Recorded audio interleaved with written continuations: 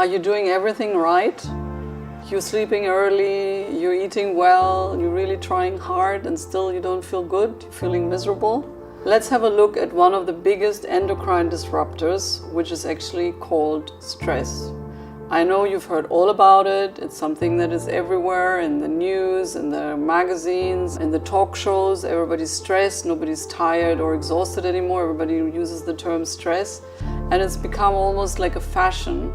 But there's actually much more to it, and I would like to take the opportunity to talk you a little bit through what stress actually does to us on an endocrine and a hormonal level. We have been equipped by nature with a very amazing system, which is the fight and the flight mode. This means that we are equipped to respond to sudden changes, to sudden challenges. We can go to war and we have a sudden emergency that we can deal with. We are super capable to deal with stress on the short term, on the acute term.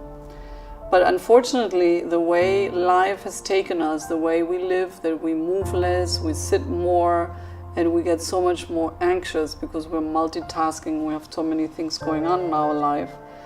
We are in a constant stress, in a chronic stress mode. So our body is actually on a hormonal level requested to constantly produce cortisol. Cortisol being the beautiful stress hormone that was actually once upon a time designed to just deal with acute stress.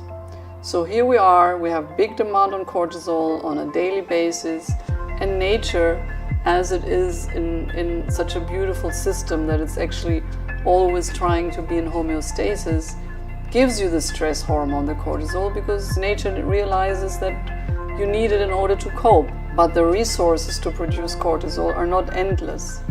We're actually having a raw material out of which we produce all the hormones, which is called cholesterol. Cholesterol is the raw material out of which our body builds all the hormones. If it's thyroid hormones, the gynecological hormones, the cortisol, the adrenal hormones, any kind of hormonal building blocks that are needed, they are out of cholesterol. But we don't have unlimited resource of the cholesterol.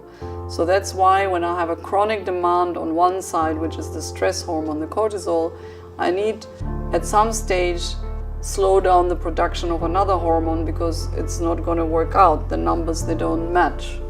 And what nature does, it kind of economizes on the most gentle and the most unnecessarily for the life balance hormone, which is the gynecological hormones. The gynecological hormones, especially the progesterone, is the hormone that we produce after ovulation. It prepares the lining of the womb and it prepares for implantation, and it's very important for the second phase of the cycle. But if you're stressed and you're under constant duress and you're just about coping, the last thing nature really wants is to get pregnant.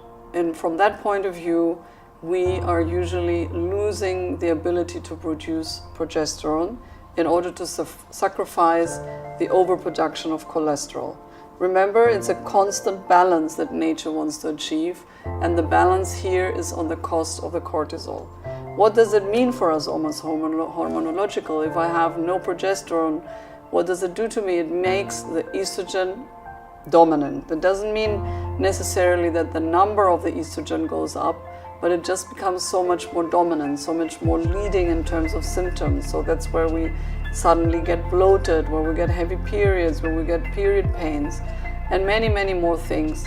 And that's why I want you to really realize that if I'm constantly allowing myself to be in a stress mode, that's what I do to my body.